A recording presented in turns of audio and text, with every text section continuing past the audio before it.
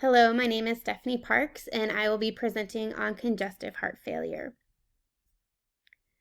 Congestive heart failure is a chronic progressive condition that affects the pumping power of your heart muscle. It specifically refers to the stage in which fluids build up within the heart and causes it to pump inefficiently, not allowing sufficient oxygenated blood to get to the rest of the body. And this can cause the organs in the body to become oxygen deprived, leading to fluid retention throughout the body. Now we're going to focus on the etiology. Congestive heart failure is a complex clinical syndrome that can result from any functional or structural cardiac disorder that impairs the ventricle's ability to fill or eject blood. The syndrome of CHF arises as a consequence of an abnormality in cardiac structure, function, rhythm, or conduction. Heart failure is not a condition on its own, rather it's a consequence from other underlying conditions. And these are some of the other underlying conditions: heart attack, and the main one is coronary artery disease. You also have diabetes, high blood pressure, and kidney disease. Now we're going to get into characteristics of congestive heart failure. As blood flows out of the heart slows down, the blood returning through to the heart through the veins backs up, which causes congestion in the body's tissues. This often causes edema, which is swelling in the legs and ankles and other areas of the body. Sometimes fluid collects in the lungs and interferes with breathing, causing shortness of breath, especially when you're laying down. And this can be called a pulmonary edema.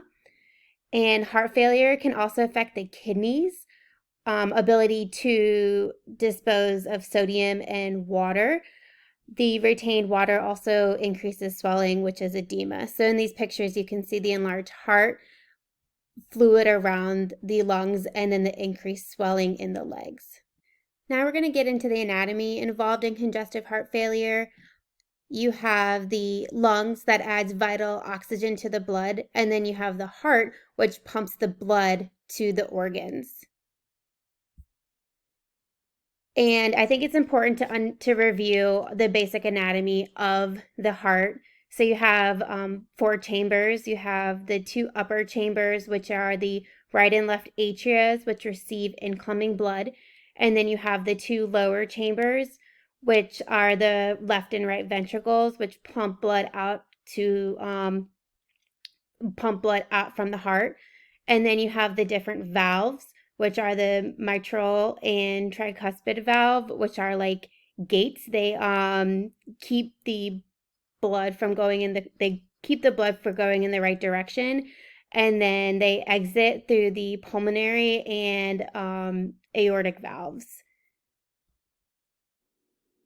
And this is just the different anatomy of the heart. And now we're going to talk about the effects on the normal structure and function. Different conditions can cause impairment of the heart's functions. Some causes can be due to the heart's inability to pump effectively during systole, which is called systolic heart failure, and or the inability to fill properly during dystole, which is dystolic heart failure. Heart failure can either occur on the left or right side, depending on the impacted side. And looking at this heart, it is much bigger than the normal heart. You can have heart muscles that are weakened, heart muscles that are stiff, and difficulty with pumping the blood. It is important to understand how the heart pumps to understand the pathophysiological consequence of heart failure. CHF indicates not only an inability of the heart to maintain adequate oxygen, it also is a systemic response from attempting to compensate for inadequacy. The determinants of cardiac output are heart rate and stroke volume. Stroke volume has 3 components: preload, contractibility, and afterload. Preload is the volume that enters the left ventricle at the end of dystole, and then the heart contracts.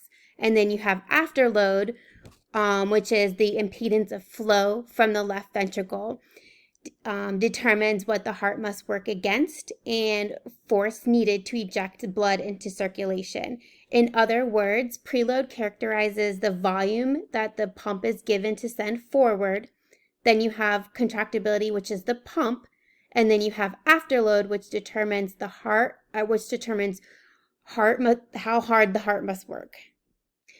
Now we're going to get into the classification based on pumping, and there's two different types of classification. There's systolic and diastolic.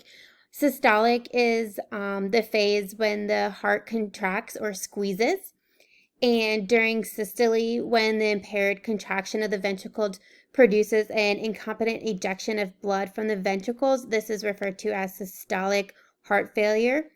And then you have diastolic, which is the phase when the heart relaxes and widens. This is the incapability of the ventricles to accept the blood that is ejected from the atria is called the diastolic heart failure. In other words, systole is pumping and then diastole is filling. Now we're going to get into there's three types of heart failure. There's left-sided heart failure, right-sided heart failure, and biventricular heart failure. Left-sided heart failure occurs when the left ventricle of the heart no longer pumps enough blood around the body, resulting in blood building up in the pulmonary veins.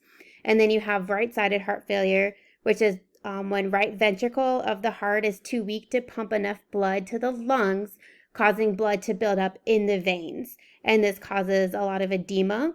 Left-sided heart failure is the most common, and then you have biventricular, which affects both sides of the heart. Incident rate and statistics: about 5.1 million are diagnosed with heart failure. Heart failure is one of the most common reasons why persons 65 and older go to the hospital, and it's predominantly seen in the elderly. About 80% of cases are over 65. In 2009, there is 1 in 9 deaths in the United States due to heart failure. Women are as likely as men to get it, but there are a few differences. Women tend to have heart failure later in life, and they tend to have higher blood pressure, and they also have more shortness of breath compared to men. Some of the signs and symptoms to be aware of are shortness of breath, coughing, wheezing, increased excess fluid, causing weight gain, increased urination, lack of appetite, unusual fatigue, impaired thinking, irregular heart rate. So looking at this picture, you're primarily looking for congested lungs and large heart. The kidneys are retaining fluid, and there's swollen ankles. Now I'm going to focus on methods of diagnosis. If a person is suspected of congestive heart failure, what's first going to happen is they're going to take a history, and the doctor's going to do a physical examination, and then they're going to do a lot of tests. They'll do a chest radiograph on different diagnostic tests to look at both acuity and severity, and then these are some of the tests listed below to help determine the diagnosis of congestive heart failure. And then there'll be a consultation kind of putting all together the signs, symptoms, the different findings leading to the diagnosis. And one specific area that I'm going to focus on is the ejection fracture. It is an important measurement for both understanding how the heart functions and how a doctor can diagnose congestive heart failure. So this is your ejection fraction. Your ejection fraction is a measurement expressed as a percentage of how much blood the left ventricle pumps out with each contraction. For example, an ejection fraction of 60% means 60% of the total amount of blood in the left ventricle is pushed out on each heartbeat. So this is an important formula to remember. You have the amount of blood in the heart, which is your stroke volume. Remember, our stroke volume is determined by the preload, contractibility, and then the afterload. And then that is over the amount of blood pumped out of the heart at the end systolic volume. And then this all equals how well the heart is pumping. And then this is just a diagram kind of showing the different ranges. If you're between 50 and 70%, it's considered normal. during each contraction. You're usually comfortable completing your everyday activities. And then when you go to 41 to 49, a little more difficult. And then this is the reduced ejection fraction when you're below 40%. Using ejection fraction to diagnose, doctors are looking for two things: either preserved ejection fraction or reduced ejection fraction. Preserved is a diastolic heart failure, and reduced is referred to as a systolic heart failure. And then there is different tests to determine if it's either one or two. And these help determine what stage and course of treatment for the person experiencing congestive heart failure. There are stages of congestive heart failure. There are 4 classes. So the first one of cardiac disease, there are no symptoms, no activity limitation. And then you get into number 2, where there's slight limitations. 3, there's more significant limitations. You're only comfortable at rest. And then 4 is severe. You're unable to carry out any physical activity without discomfort. So this chart is used to help doctors to figure out the course of treatment and to figure out where they are within congestive heart failure, because the further along you are in congestive heart failure, the more difficult it is to treat. As for treatment and medication, congestive heart failure cannot be cured, but there's treatments to improve the symptoms, and also treatments can also coincide with what stage within that classification system that the person is. So some of the treatments are lifestyle changes. It focuses on quitting smoking, eating healthy, increasing your physical activity, and limiting caffeine or alcohol or avoiding it. There's also cardiac rehab that is a supervised program that can help a person with counseling and education on understanding how to live a heart-healthy life and training for exercise.